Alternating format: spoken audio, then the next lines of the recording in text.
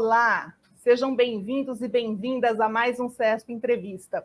Hoje temos uma edição especial em homenagem ao Dia da Consciência Negra, que é comemorado no dia 20 de novembro, data da morte de Zumbi dos Palmares, lá em 1695, que é um herói da luta contra a escravidão no Brasil, como sabemos.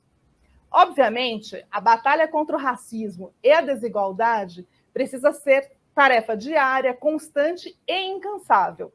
Mas esse período de novembro é oportuno para uma reflexão sobre essa tragédia social ainda presente na realidade brasileira e, principalmente, como vencê-la, para que nós possamos ter um país realmente justo e democrático. Entre os tantos problemas envolvendo a questão racial no Brasil, um desafio a ser vencido é ampliar a participação de profissionais negros na engenharia, ainda majoritariamente branca. Para essa conversa sobre esse tema crucial, temos a honra de receber o engenheiro civil e empresário Luciano Machado, sócio da MMF Projetos. Graduado pela Universidade Presbiteriana Mackenzie, ele tem MBA em Gestão Empresarial pela Fundação Getúlio Vargas, é especialista em geotecnia pelo Instituto Brasileiro de Educação Continuada e formado em Filosofia pela Universidade Cruzeiro do Sul. Engenheiro Machado, seja muito bem-vindo e muitíssimo obrigada por estar conosco hoje para essa conversa que é muito importante. Rita, muito obrigado pelo convite. Eu quero agradecer você e agradecer todos os membros do Sindicato dos Engenheiros no Estado de São Paulo por esse convite. Depois da sua introdução aí, ficou aqui a responsabilidade da gente ter uma conversa aqui positiva, né? Para que possa fazer aí todo mundo que está nos assistindo, poder pensar nesse objeto de mudança, que eu acho que é isso que a gente tem que fazer. Quero também agradecer aí todo mundo que está assistindo a gente por estar aí nos ouvindo, né? E espero contribuir de alguma forma. Nós não temos estatísticas sobre a presença de profissionais negros na engenharia. As estatísticas com as quais a gente lida normalmente são os profissionais registrados no sistema Confiacrea, onde não consta informação étnica, racial, mas é um fato observado a presença minoritária de pretos e pardos na engenharia, seja na universidade ou nas empresas, embora sejam a maioria da população, né? O censo está sendo refeito, mas pretos e pardos são 56% da população brasileira, pela informação disponível. Qual a sua avaliação desse cenário? Eu vejo, Rita, que é uma questão estrutural. É a estrutura que existe no país hoje, principalmente na escola pública, né, onde você tem ali os cursos da área de exatas, não sendo tratado de uma forma que eu digo correta, porque é tido como difícil, como algo inalcançável, enquanto na realidade é uma matéria como qualquer outra. Né? A matemática ela tem que ser estudada assim como língua portuguesa, a física ela tem que ser estudada assim como a geografia. Então, eu acho que isso é um paradigma a ser quebrado, a gente tirar esse estigma que matérias, que disciplinas da área de exatas são difíceis, não, eu acho que matemática ela tem que ser estudada, assim como a física, e eu acho que existe também, quando você tem ali os alunos de escola pública, do ensino fundamental e médio, que têm aí uma aptidão por essas disciplinas, estão e gostam, enfim, e estudam, e vão disputar as vagas com os alunos de escola particular, aí você tem um outro problema, que é a diferença dentro do que se é ensinado, dentro do que se aprende, dentro da possibilidade de aprendizado que se tem nesses dois cursos, nas escolas privadas de primeira linha e a escola pública em si. Então, eu acho que essa estrutura, por si só, já faz com que você tenha uma quantidade inferior de meninos e meninas negros indo estudar engenharia de maneira geral. Dentro do que você disse, né, eu fui o único em vários lugares que eu trabalhei, no curso de engenharia, quando eu entrei na faculdade em 96, eram 100 estudantes de engenharia, aí sem definição de carreira ainda, né? Então estava todo mundo ali, engenharia civil, mecânica, produção, química. Éramos 2 negros em 100.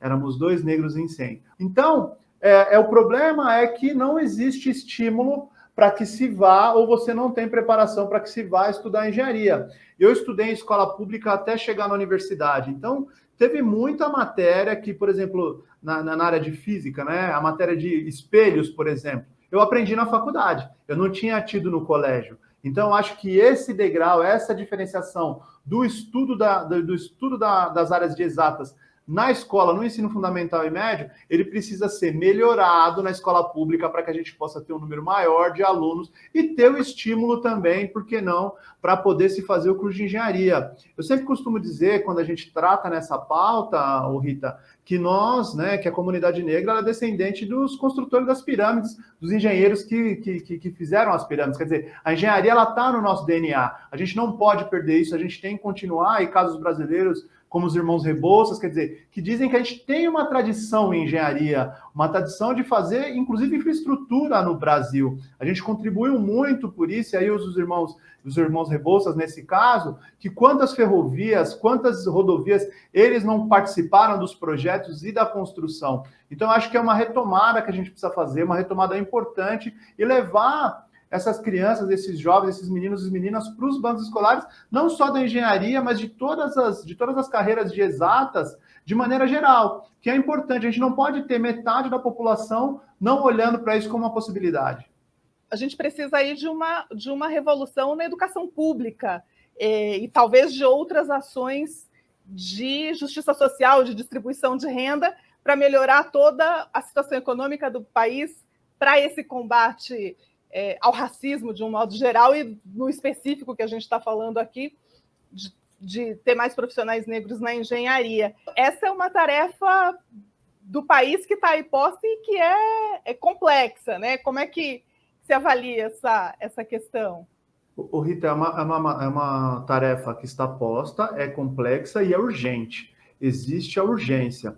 Hoje, quando a gente para pensar no Brasil, do ponto de vista de um país que tem uma dimensão continental e um país que tem todo tipo de engenharia a ser feita, a gente precisa desse profissional. É uma questão urgente até. Quando você fala que existe o desafio, inclusive, para nós que já somos engenheiros. Por exemplo, a gente tem a MMF aqui, a nossa empresa, ela é uma incentivadora da diversidade, a gente tem uma quantidade muito grande de engenheiras aqui, engenheiros, e também pessoas negras, né? Eu, como um dos sócios majoritários, eu me vejo nessa função.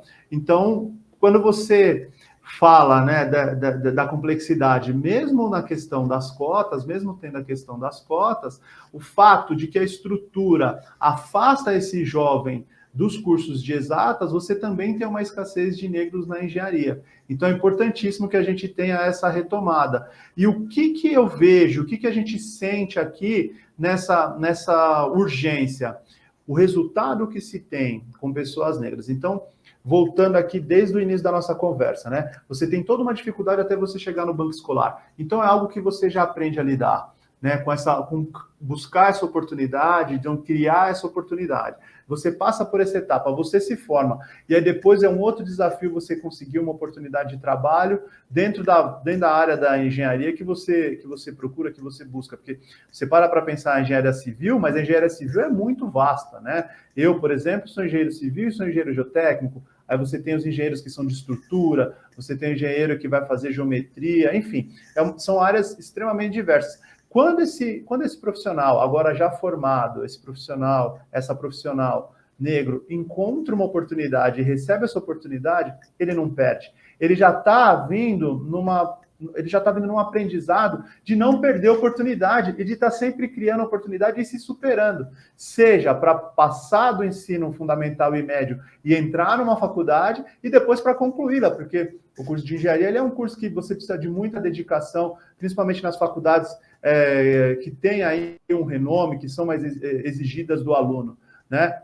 Esse profissional no mercado de trabalho, ele dá muito resultado. Então, é dessa forma que eu vejo, é esse tipo de profissional que a gente precisa aumentar a quantidade no mercado de trabalho. O mercado de trabalho hoje de engenharia, existe falta de profissional. A gente vê aqui, a gente lida com isso no dia a dia, né? Eu tive aqui 3 casos de profissionais jovens que estavam em formação e que o mercado veio buscar aqui no escritório. Então, é necessário que se tenha mais profissionais. E também é importante, Rita, a gente pensar no emprego. A empregabilidade do engenheiro é enorme, porque além de competir dentro das possibilidades das várias disciplinas e das empresas de engenharia, você ainda compete com bancos, você ainda compete com economia, que são todas áreas que vêm buscar engenheiro para trabalhar nessas carreiras, né? Então é dessa forma que eu vejo, Rita. Mas aqui a gente defende que os engenheiros fiquem na engenharia, construindo o país, desenvolvendo tudo que a gente precisa. Você mencionou a questão das ações afirmativas, né, da política de cotas, e isso ainda hoje está em discussão, ainda tem questionamento, embora a avaliação dessa política tenha sido positiva até agora pelos especialistas, pelo pessoal da educação. Você acha que é interessante a ação afirmativa? Deveria continuar? Deveria ser aprimorada? Como? Por onde deveria caminhar? Oi, apesar de eu ter estudado numa universidade privada, né, que é o Mackenzie, eu só consegui terminar a faculdade de engenharia porque eu fui bolsista. Eu tive uma bolsa no Mackenzie, o Mackenzie me concedeu uma bolsa, e aí num processo que não foi processo de atleta, nada disso, foi por condição financeira mesmo. Minha família chegou no momento ali que eu não conseguia mais pagar a faculdade, então, em conversa com a assistente social, a faculdade permitiu que eu tivesse bolsa. E hoje a MMF tem aqui, eu sou um dos fundadores da MMF, a MMF aqui tem 30 pessoas, mais ou menos, aqui, em torno disso, né? Então, eu tenho muito orgulho de dizer que se não fosse o Mackenzie, talvez a gente não tivesse podendo contribuir com essas pessoas, com essas mães, com esses pais de famílias que estão aqui. Então, eu acho que a política de cotas, ela é, sim, algo que ela precisa acabar em algum momento, mas pensando no Brasil como um país que teve, durante séculos, a escravidão como sistema econômico, essa ação de reparação ela é importantíssima, né? E o Brasil, né, o efeito colateral das pessoas escravizadas é todo o preconceito que a gente tem hoje, né? Isso é uma doença e precisa de remédio. E eu acho que o remédio, que a cota, ela é um dos remédios, não o único. Eu acho que a gente precisa de uma ação, principalmente na base escolar, no ensino fundamental e médio, para a gente poder mudar ainda mais, mas a gente precisa, sim, das cotas por um tempo ainda, para que a gente possa melhorar um pouco mais a situação, para que a gente possa equilibrar um pouco mais, né? Então, eu sou favorável, sim, que a gente tenha uma definição de fim. Eu acho que é importante você ter um marco ali, uma data para que acabe, mas eu sou totalmente favorável, como bolsista, que só conseguiu terminar a faculdade por conta da bolsa, por conta desse apoio, eu acho sim que é muito importante você apoiar o jovem que não teria condição de estar estudando, como a gente vê, né? Você falou sobre os índices, né, que são ótimos, né? Durante muito tempo se falou, nesses 10 anos, do profissional da cota, se ele vai conseguir acompanhar ou não. E as estatísticas mostram que ele tem a mesma capacidade do que os outros alunos. Como eu disse, eu tive dificuldade, teve matéria que eu tive que aprender na faculdade, sim, mas eu aprendi e estou aqui hoje. O professor Hélio Santos, que é o grande mentor dessa discussão, defende que vá até 2042, pelo menos, a política de ação afirmativa, até porque o Brasil entrou nisso muito tardiamente, né? Os Estados Unidos, por exemplo, já tinham política de cotas muito antes que nós. Você mencionou aí, engenheiro Machado, você teve aí, contou com a Bolsa do Mackenzie para se formar, entrou num curso que só tinha em 100, havia você e um outro colega. Mas conta um pouco mais como é que foi essa tua opção pela engenharia, já que no cenário ao redor talvez não fosse uma opção óbvia, a decisão de encarar e de prosseguir nela, e a família ali, como é que foi isso? Isso é muito interessante, Rita, porque isso começa com a história do meu pai, né? Meu pai, que é um nordestino, que veio da Bahia para São Paulo, ainda criança, muito pequeno, e aqui fez todo tipo de trabalho, né? E aí chegou à construção civil, então foi servente de pedreiro, encarregado de obra, mestre de obra, pequeno empresário. E aí meu pai se tornou um médio empresário. Então, eu costumo dizer que eu cresci na obra, né? E é verdade, eu fui para muitas obras com meu pai, eu sou filho mais novo de 4 filhos dos meus pais, né? Então, praticamente todo mundo trabalhou na construção civil.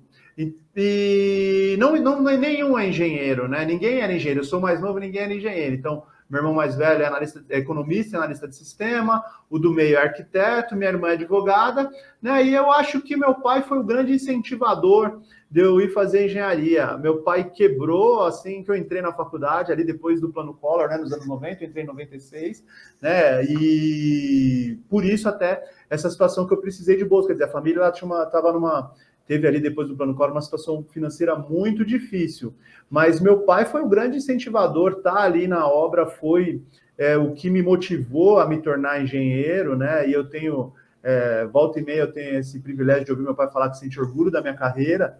Então, eu acho que esse foi esse caminho que me levou para esse curso que não é tão incentivado, né? Vamos dizer assim. E eu tenho, assim, só coisas boas a dizer. A engenharia me trouxe várias coisas boas. Assim que eu entrei na faculdade, eu comecei a fazer um estágio, né? No primeiro ano, eu comecei a fazer um estágio numa construtora que durou 1 ano. Depois eu saí, fui trabalhar com um projeto na área de telefonia, e aí depois da telefonia eu fui para uma empresa que faz produtos de construção civil, e aí eu me achei na área comercial, hoje eu trabalho dentro da engenharia dentro da área comercial, e depois disso eu fui trabalhar em banco, né? Eu fui trabalhar em banco e trabalhei na área bancária durante 10 anos. Eu trabalhei 10 anos. Mas eu queria voltar para a engenharia. E aí eu tive uma oportunidade de voltar para a engenharia, eu trabalhei na Camargo Corrêa Cimentos, hoje chama Intercimente, mas eu trabalhei na Camargo Corrêa Cimentos, e aí eu voltei para a engenharia e aí refiz a minha carreira, então essa foi minha trajetória, né? Eu dei uma resumida aqui, mas são 11 empresas, 6 multinacionais, então essa experiência que eu tive, não só na engenharia, mas fora da engenharia, permitiu que eu pudesse me estruturar, inclusive, para poder montar a MMF junto com os meus sócios. Eu acho que foi bom ter essa experiência, eu acho não, tenho certeza absoluta, foi bom ter essa experiência, essa diversificação na carreira. É óbvio que não é todo mundo que tem essa oportunidade, foi uma coisa que foi sendo construída ao longo do tempo. Muitas coisas eu planejei, outras não, né? Mas a carreira foi isso. Então, num dado momento ali de uma engenharia mais difícil, o mercado mais difícil, eu me tornei um bancário, depois eu voltei para a área e estou até hoje. E você enfrentou alguma discriminação dessas típicas, assim, seja ao longo da faculdade ou na carreira, hoje como empresário, alguma sinalização assim de alguém ou de alguma circunstância dizendo esse aqui não é bem o seu lugar? Aconteceu alguma coisa desse tipo na sua experiência? Ô Rita, eu acho que o mundo mudou muito, o mundo mudou. Tem coisas que não se aceita mais e que as pessoas não falam mais, mas que elas falavam muito no passado. Essa coisa hoje, no ambiente de trabalho, você contar uma piada racista hoje, independente de ser uma pessoa branca e estar no ambiente branco, você contar uma piada racista, com certeza você vai ser questionado por uma outra pessoa branca. E isso aconteceu muito na minha carreira, isso aconteceu demais. Eu acho que eu tive bons gestores que me deram oportunidades. Eu tive maus gestores que travaram a minha carreira também, e aí não dá para falar único exclusivamente de racismo. Uma oportunidade, eu acredito que sim, que foi uma pessoa que era preconceituosa e não queria que eu tivesse evoluindo, que eu tivesse me desenvolvendo dentro da empresa ali por conta da minha cor da pele, mas eu acho que eu tive a oportunidade de conhecer boas pessoas. O racismo ele estava presente ali, sim, dessa forma que eu disse, de uma discriminação que hoje não é aceita mais por ninguém, né? E que as pessoas que fazem elas são, ainda existe esse tipo de pessoa, mas eu acho que ela é constrangida e a gente tem que constranger mesmo. Mas eu acho que o mundo mudou e ele tem que continuar mudando. Sofri o preconceito, sim. Não foi algo que pudesse me parar, não em nenhum momento. Eu conheço alguns colegas que ficaram pelo meio do... Algumas colegas e colegas que ficaram pelo meio do caminho por conta de se sentir deprimido mesmo, de achar que não precisa estar nesse ambiente tão agressivo, né? Eu consegui passar por isso, existiu, mas eu acho que a tendência é melhorar e cada vez mais melhorar, e eu acho que é importante, Rita, como eu disse, né?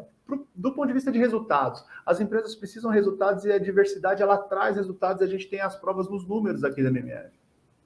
E você mencionou aí as colegas que ficaram pelo caminho, né? A gente tem também outra discussão na engenharia, baixíssima participação feminina, ainda 20%, de novo, metade da população, porém 20% das profissionais de engenharia, e as mulheres relatam muitas questões a serem enfrentadas, e aí, se é uma mulher negra, é duplo, né, o desafio para se afirmar na engenharia. Mas um dia a gente chega lá. Pelo que você, por essa sua última fala, a sua perspectiva para o futuro próximo, embora as coisas sejam difíceis ainda, é otimista, né, em relação a isso. Você acha que caminhamos para a mudança daquelas questões estruturais que você menciona logo no início da nossa conversa, e para vencer ainda o preconceito, o ainda existente preconceito nas pessoas, e caminhar para um futuro de mais igualdade, civilidade, assim, não tão distante? Eu vejo que as pessoas negras elas cada vez mais vão ter mais espaço dentro das empresas de engenharia e em todas as empresas. Eu acho que o problema da nossa pirâmide escolar, ele precisa mudar, né? O que é a pirâmide escolar que eu tô querendo dizer aqui? Quem tem poder aquisitivo paga as melhores escolas, até chegar no momento de entrar na faculdade, e depois da faculdade para frente não paga mais. E o inverso acontece com quem não tem dinheiro. Você põe o seu filho na escola pública e a hora de entrar na faculdade, ele tem que pagar a faculdade, e aí ele vai concorrer com uma faculdade, talvez de não tanto renome assim, porque nós temos muitas faculdades privadas muito boas. Então, acho que eu sou otimista, mas acho que essa pirâmide ela precisa mudar. A gente precisa achar uma equação para que quem tem condição de pagar um colégio caríssimo, muitas vezes, ele possa continuar pagando a faculdade, mesmo que uma faculdade pública, para que as outras pessoas que não têm essa condição possam estudar, né, que essa competição seja um pouco mais igual. Então, dentro da questão escolar, dentro da questão de educação, eu acho que a gente tem muitos desafios. Nessa eu não sou tão otimista assim, mas quem fura a bolha e quem a gente conseguir levar os jovens, os meninos e as meninas, levar para os cursos de exatas, e aí eu estendo para de exatas de maneira geral, não só para as engenharias, para estudar, sem dúvida nenhuma vão ter espaço dentro do mercado de trabalho. Tá? A gente precisa aumentar a quantidade, para aumentar a quantidade, a gente precisa trabalhar na base escolar. Assim que sai da faculdade, as oportunidades elas estão aí, elas tendem a ser melhores. O mundo já enxergou, o ESG é uma realidade, né? A gente tem aí a COP acontecendo, a gente tem que pensar no meio ambiente, a gente tem que pensar no social, a gente tem que pensar na governança, é importantíssimo, mas a gente precisa ter engenheiros e engenheiras negros chegando até o final do curso e terminando, senão as vagas não serão ocupadas. Do ponto de vista profissional, eu sou muito esperançoso, eu tenho visto a mudança, eu faço parte da mudança, eu posso dizer isso tranquilamente, mas do ponto de vista educacional, a gente tem aí bastante desafio para poder vencer essa dificuldade, para poder vencer essa demanda. Eu acho que a educação é, sem dúvida nenhuma, um dos grandes problemas que a gente tem no Brasil para poder se desenvolver, para o Brasil se tornar um país onde a gente tem uma equidade, onde as pessoas tenham condições mais compatíveis e mais equilibradas. E a educação, sem dúvida nenhuma, tem que ser... a gente teve agora a eleição, tem que ser o mote tanto do presidente como dos governadores. Não tem jeito, a gente tem que pensar nas escolas estaduais, nas escolas federais e nas municipais também, como objeto da mudança, né? Os professores precisam ser valorizados, a educação, sem dúvida nenhuma, é o que vai trazer essa mudança. E falando em educação, me chamou a atenção aqui um detalhe no seu currículo, que é a sua formação em filosofia.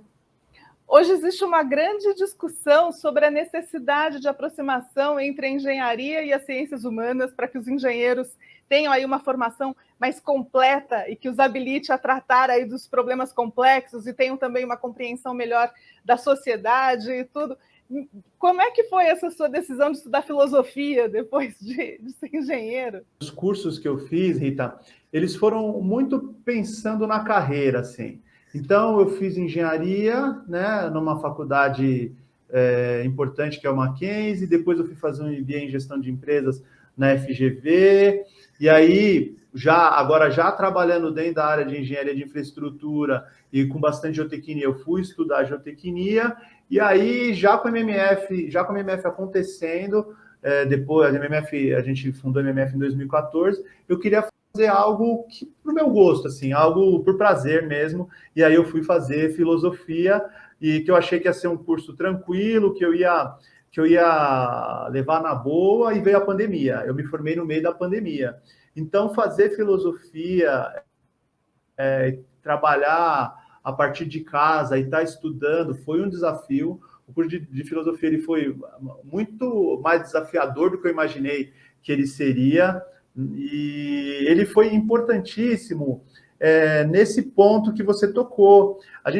O engenheiro, ele é muito objetivo e muito prático, mas uma das especialidades que nós temos aqui é trabalhar com recuperação de área de risco.